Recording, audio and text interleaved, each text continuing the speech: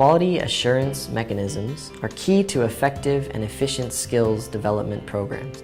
In the Asia-Pacific region, the continuous economic growth experienced in many countries has created a growing demand for improved capacity and quality of skills development and vocational training. The ILO brought together government, employer, and worker representatives from 6 countries in the Asia-Pacific to discuss ways to strengthen quality assurance systems across the region. It's certainly important for 3 main reasons, I would say. Number 1, it ensures strong links between institutions and the labor market. The second reason is that quality creates an accountability framework between the key partners in the world of work that ensures, as a reflection, a better interaction between the 2 partners. And 3, quality can certainly be a key element for a process of reform in the labor market. Too often we ignore the quality aspect of education and training system. We count how many people are actually enrolled. But the quality is based on the demand side of it. So what do employers want? They're going to hire the TVET graduates that they need, that have the skills they need. And they want to make sure that those skills are of a quality that people are work ready, can go right into the workplace and do their job. So it's paramount for young people to have that kind of certification that assures them access not only to the labor market now, but not just getting that first job, but moving up in the labor market, moving across borders, switching career paths, moving in and out. Typically, there are key standards around the performance of training organisations, for example, and within that area you'd be looking at the skills of trainers and the experience of trainers, the skills and experience of assessors, if you have a separate role for them within your skills system. When you talk about training organisations, typically you also look at management systems, the financial strength of that institution, whether it has good facilities, equipment, whether they have good links with industry. If you look more broadly about measuring the quality of your overall training system, then you look at different indicators, you look at different standards. For example, how many people are entering vocational training programs, how many people are completing vocational training programs, how many people are going from a vocational training program into employment, or a vocational program into another higher level vocational program. One of the issues is that countries work toward improving their systems without establishing a baseline of where they're at now, without being able to set a target of where they want to reach, and then to really measure whether they've got that. And in many developing countries, there's just not the data available. But in other countries, there is data available, but it's not used in a way it could be to really look at quality assurance. So we do know you need a good, regular labor force survey.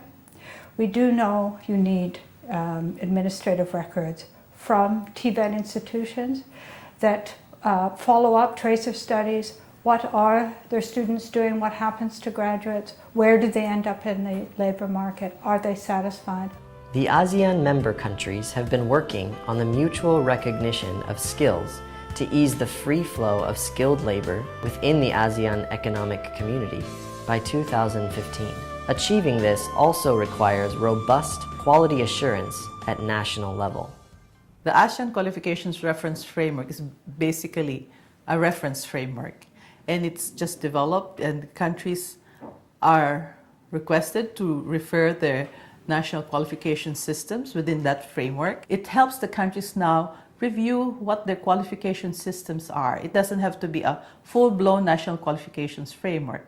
If they have a stabilized training policy and training system that looks into standards, that looks into a quality assured skilled worker, then that means then that worker will be ready to move around. Employers and workers' organizations can play a significant role in promoting the quality of skills development programs. New law on vocational education was about, and is going to take effect this July in Vietnam. The most significant thing is about the law. is the government would like to make a change, a shift from supply-driven to demand-driven, need-driven.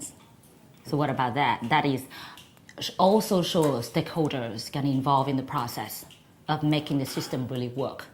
In this case, it's about private sector. It's about institutions that not just come from the government, but also from the enterprise, from NGO. They need to listen to us. Trade union role is very important in quality assurance.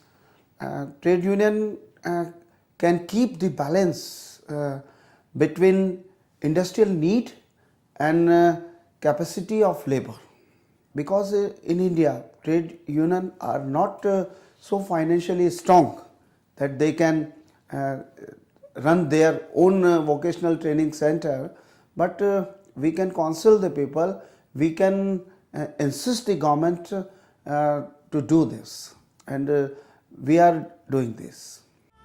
Many Asia-Pacific countries face similar challenges in improving the quality of their skills programs. At the same time, they can offer each other a wealth of expertise and lessons learned. I think one of the main issues is really coordination within national systems.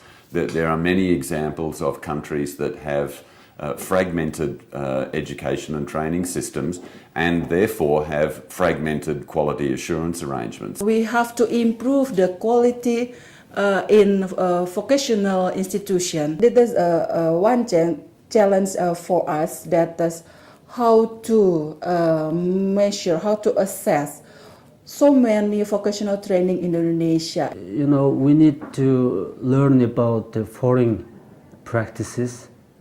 We are the latecomer. We have some advantage to that. We can learn from our friend in Asia. Regional meetings are an important instrument for the ILO in terms of bringing people together to be able to share their experiences and their expertise. As you know, Tibet is somewhat mature in our region. We have among the countries very, very strong, robust institutions, and others which are just starting up. In a way, these meetings allow an opportunity for people to become more regional and to become more international.